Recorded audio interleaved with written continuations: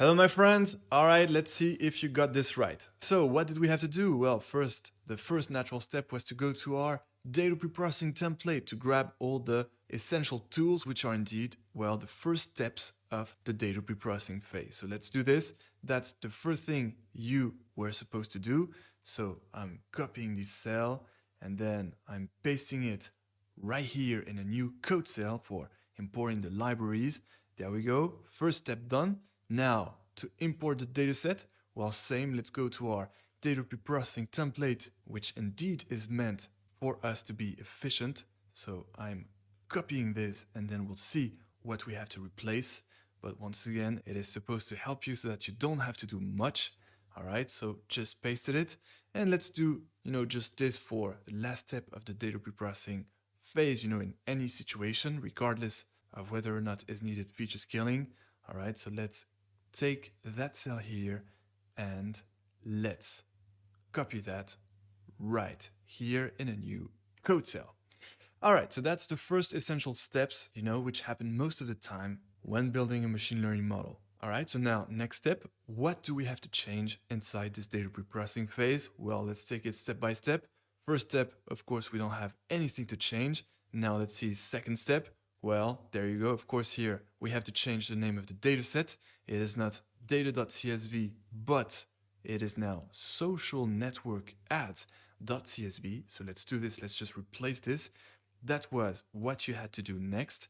Social network underscore ads.csv.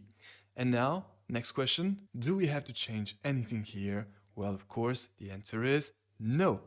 No, because this data preprocessing template was meant for you to not have to change anything in most situations, as long as, of course, you make sure that in your dataset, you have the features in the first columns, these are the two features here, and the dependent variable in the last column. And since this automatically selects all the columns except the last one, and this automatically selects the last column, and this, of course, regardless of the number of features you have in your dataset, well, there you go. This will simply select the age and the salary in the matrix of features, and this line will simply select, well, the dependent variable in a nice 1D vector. All right, so there you go. That was the reason why I said it was so easy. You only had to change the name of the dataset here, social network ads.csv.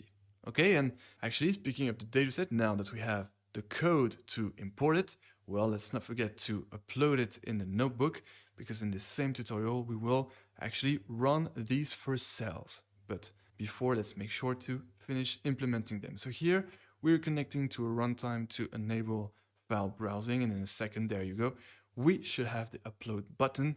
So now we're gonna click it to find our whole machine learning A to Z folder, and we're gonna go inside, then we're gonna go to part 3 classification, then section 14 logistic regression, Python, and we're gonna select our social network ads dataset. It is exactly the same with, of course, the age here, the estimated salary, and the purchase columns. There we go. Let's click open. It is going to upload it in our notebook, as we can see here. There you go. Perfect, we have it.